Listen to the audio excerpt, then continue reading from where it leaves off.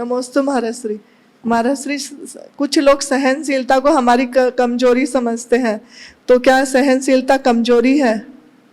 देखिए, बात सही है, सहनशीलता को लोग कमजोरी की पर्याय मानते हैं, पर सहनशीलता कमजोरी नहीं, ताकतवर की पहचान। सहन करना कोई साधारण बात नहीं। एक विचारक के सामने एक युवक आया और उसने कहा, क्या करूं, मुझे कठिन काम अच्छा लगता है, सरल काम अच्छा नहीं लगता, लेकिन मैं किसी को माफ़ नहीं कर पाता।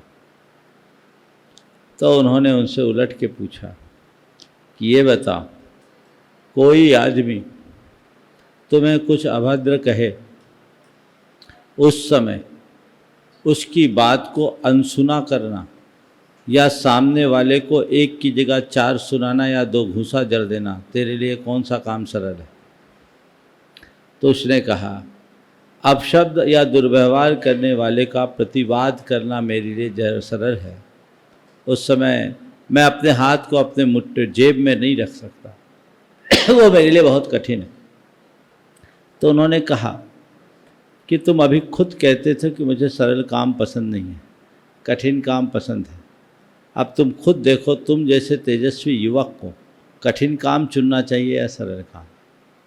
बात उसको जच गई और उसने कहा, आज आपने मुझे सही एहसास कराया, मेरे लिए वो कठिन है।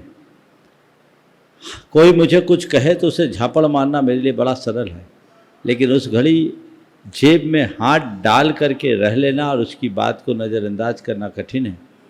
तो अब से मैं कठिन काम करना शुरू करूँगा। अब क्या हुआ, सामान्यतया लोग उसके स्वभाव को अच्छे से जानते थे। कोई कुछ बोलता था तो फिर वो उसके लिए बहुत बड़ा खतरा हो जाता था, लेकिन अब इसे हमेशा अपने मन में एक बात बैठ गई कि मुझे कठिन काम करना चाहिए, सरल काम नहीं। मुझे कठिन काम करना है, मुझे कठिन काम करना है। कोई कुछ बोले, वो चुपचाप अपने हाथ जेब में डाल दे, कुछ प्रतिवाद न करे, मुंह बंद कर ले, हाथ न चलाए। लोगों को उसके इस बदले हुए व्यवहार को देखकर बड़ा आश्चर्य हुआ और करीब 1 महीने बाद वो वापस उसी संत के पास गया। कहा, गुरुदेव, अब मैं कठिन काम करने में समर्थ हो गया हूँ और अब तक मुझे लगता है, अब तक जो मुझे मेरी कमजोरी दिखती थी, अब वो मेरी ताकत दिखने लगी है। अब मैं कह सकता हूँ, प्रतिवाद करने की अपेक्षा सहन करना ज़्यादा कठिन काम है, लेकिन वो वही कर सकते हैं जो समर्थ होते हैं। कमज़ोर आदमी क्षमा नहीं कर सकता, कमज़ोर व्यक्ति सहिष्णु नहीं हो सकता। इसलिए मैं हमेशा एक वाक्य कहता हूँ, जो सहता है वही समर्थ बनता है।